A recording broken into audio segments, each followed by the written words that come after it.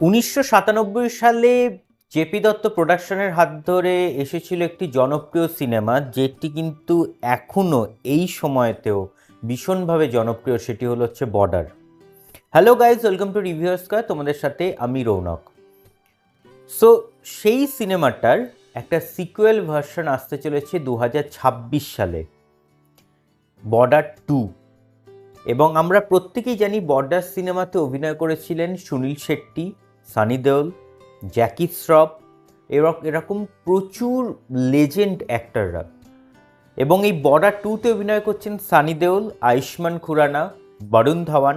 বরুণ ধাওয়ানের ক্যারেক্টারটা কিন্তু as a ফজ এখানে তিনি অভিনয় করেছেন, এবং তার পাশাপাশি তার কাছে কিন্তু এটা একটা কিন্তু বড় প্রাপ্তি এবং একটা স্পেশাল মোমেন্ট বলে তিনি কিন্তু মনে করেন।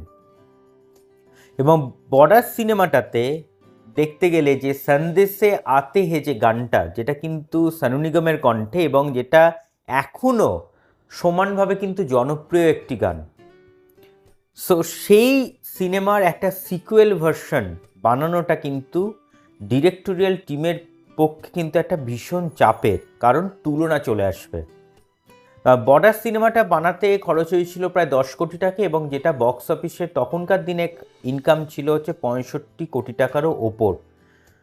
এবং আমরা জানি যে এই বর্ডার 2তে যে ডিরেক্টর হচ্ছেন অনুরাগ সিং, এবং অনুরাগ সিংয়ের এর আগে আমরা কেসারি দেখেছি, তারপরে জ্যাট অ্যান্ড জুলিয়েট পার্ট 2, এইসব সিনেমাগুলো দেখেছিলাম। সো এটা একটা কিরাম সিনেমা হয় সেটা হচ্ছে দেখার, কারণ যেহেতু যখনই একটা নাম হয়ে যায় না যে এই সিনেমার সিকুয়েল, সো তখনই তুলনাটা হয়ে যায় যে ওই সিনেমার আগের সিনেমার সাথে তুলনা করার যেসব ব্যাপারটা, সেটা কিন্তু চলে আসে। সো দেখা যাক, হোপসো সিনেমাটা একটা ভালো হোক, এটাই আমরা চাই। সো এই ছিল আজকের রিভিউ ভালো লাগলে লাইক করো, শেয়ার করো, এবং চ্যানেলটা সাবস্ক্রাইব করে দিও। কেমন লাগছে সেটা কিন্তু কমেন্টসে জানাতে ভুলো না। সো ভালো থাকবেন, সুস্থ থাকবেন, এবং সিনেমা দেখবেন আমাদের চোখ দিয়ে। Thank you.